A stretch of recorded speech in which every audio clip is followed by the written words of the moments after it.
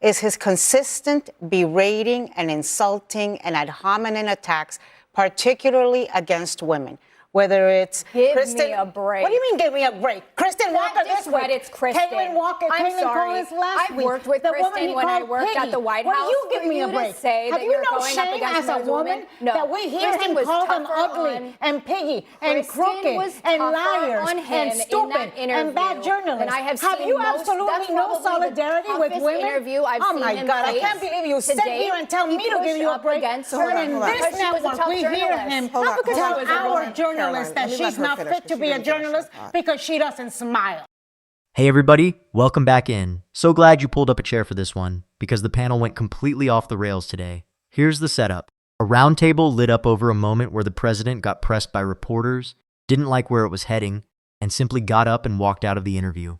On one side, you've got Caroline and Hal insisting that bailing on tough questions is somehow smart, savvy strategy. On the other side, the panelists are having none of it, calling out the walkout, the way he treats women in the press, and the whole idea that ducking hard questions counts as strength. It gets heated fast.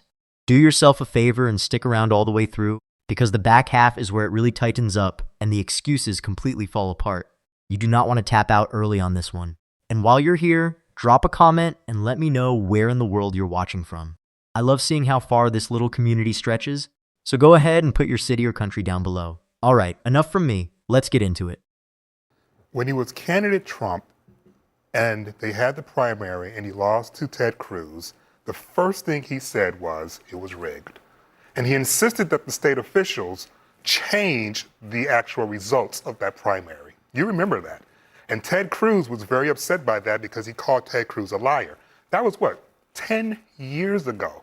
So to characterize this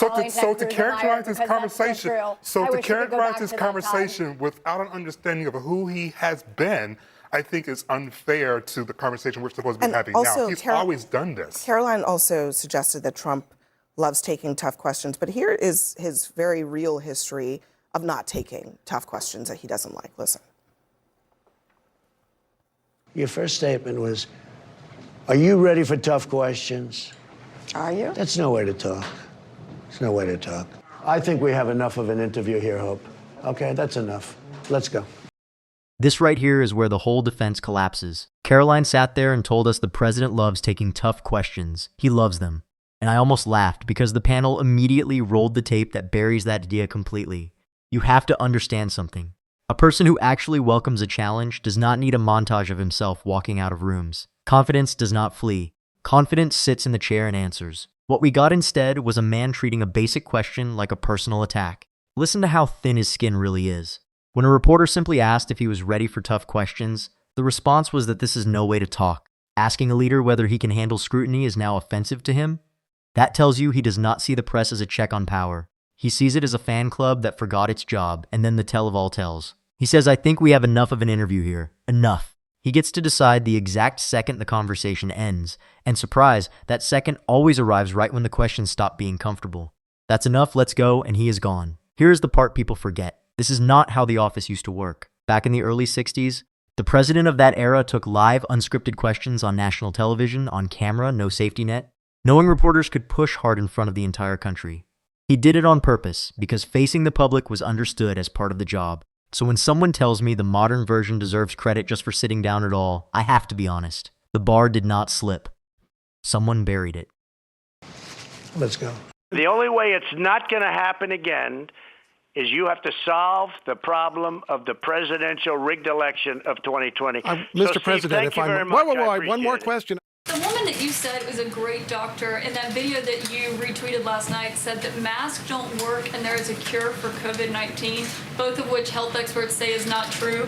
She's also made videos saying that doctors make medicine using DNA from aliens and that they're trying to create a vaccine to make you immune from becoming religious. Well, maybe it's the same, maybe it's not. Last week, well, real quick. Okay, thank you very much, everybody. Thank you. Okay. Listen, Okay, there's hold on, because I haven't spoken. There's two different things that I think need to be addressed in the clip that we saw from the Meet the Press interview. The first is him alleging that he didn't lose the 2020 election. Trump and his team filed over 60 challenges in court and lost every single one of them. So there is no evidence that held up in court. That's number one issue. The second issue, which to me is just as horrible and needs to be discussed, is his consistent berating and insulting and ad hominem attacks, particularly against women. Whether it's Give Kristen, me a break. What do you mean give me a break? Kristen Walker this week. It's Kristen. Caitlin Walker, I'm Caitlin sorry. Collins last I've week. worked with the Kristen when I worked at the White House. Will you give me a For you break? to say Have that you you're no going up shame against as a those woman women? No. that we hear Kristen him was call them tougher ugly on- and piggy and Kristen crooked was and tougher liars on him and in stupid that and bad interview journalists? than I have seen you most- absolutely that's no probably the solidarity with toughest women? interview I've oh seen my him God, I face can't believe you to sit date. here and tell He me to give pushed you a up break. against But her in Hold on. this because she was a network, tough we hear journalist. him Hold on, hold tell on. our Caroline, journalist that let me let she's her not finish, fit to 'cause she be a didn't finish her journalist thought. because she doesn't smile. How dare you tell me to give you a break? Have Caroline, some shame. Why would don't the you? president tell a woman that she doesn't smile enough when she's working, asking him a question? Because he's an equal opportunity offender. And now we get to the part that actually makes my blood boil. Anna laid it out plainly. She talked about his consistent pattern of berating, insulting, and going after people personally, and especially women, not policy, not ideas, the person. Let that sit for a second. The complaint being raised on this panel is that a sitting leader looks at a professional woman doing her job and reaches for the pettiest insult he can find, and the example is almost too perfect. A woman is told she is not fit to be a journalist because she does not smile.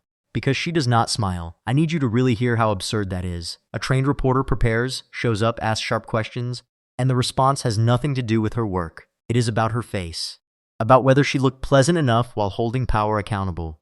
No man in that room ever gets graded on his smile. Ever. And one of the panelists nailed it when she asked why a leader would tell a woman she does not smile enough while she is literally working, while she is in the middle of asking him a question. That is the whole move. Shrink her.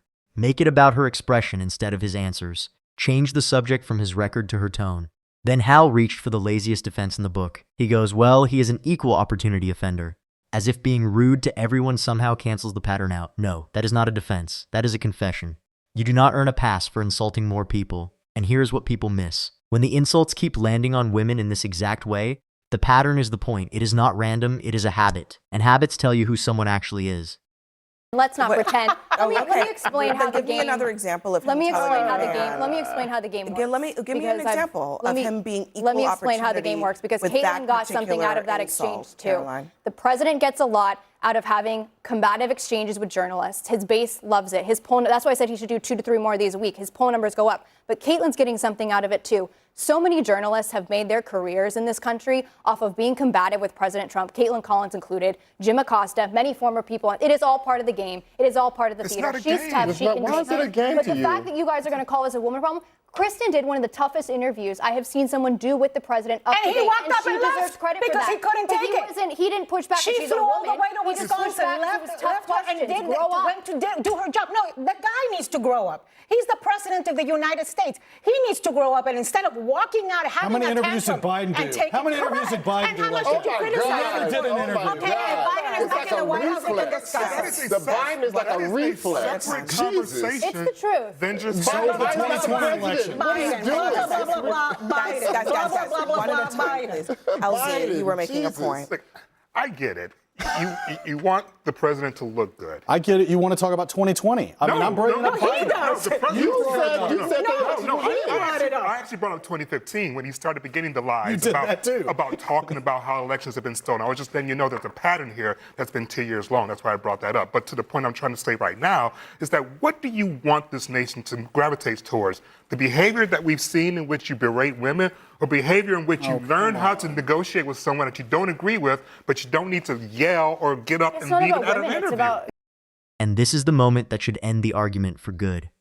One of the panelists pointed out that Kristen ran one of the toughest interviews anyone has done with the president. And what did he do? He stood up and walked out. She did her job, and she did it well. She flew across the country, sat across from the most powerful person in the building, and pressed. And the response to that excellence was retreat. The panelists said it flat out, and it stuck with me. He couldn't take it. 3 words that explain the entire thing. Because here is what the other side does not want to sit with. Walking out is not strength. It never was. A strong leader hears a hard question and leans in. He answers. He argues. He stays in the chair. Leaving the room is the move of someone who knows he is losing and would rather flip the table than play the hand he was dealt. And then came the line I will be chewing on for a while. One panelist just said the guy needs to grow up. He is the president of the United States. Grow up. Imagine needing to say that out loud about the highest office in the country, but she was right to say it, because the standard for that chair is not supposed to be the emotional control of a kid who got told no. You want to know what really got me, though? Another panelist turned the whole thing into one honest question. What do you want this nation to gravitate towards? Do we want leaders who learn how to sit across from someone they disagree with and actually make their case? Or do we reward the ones who yell and storm off the second it gets hard? That question is the entire ballgame, because everyone watching is learning what we accept. Every time we call the walkout savvy, every time we treat the tantrum as strategy, we teach the next person in power that the job means never having to answer for anything. I refuse to clap for that. Sitting in the chair and taking the hard question is the bare minimum. And a man who cannot clear the bare minimum has no business calling anyone else weak. So what do you guys think of this? Leave your thoughts down in the comments, please like and subscribe, and I will see you in the next video.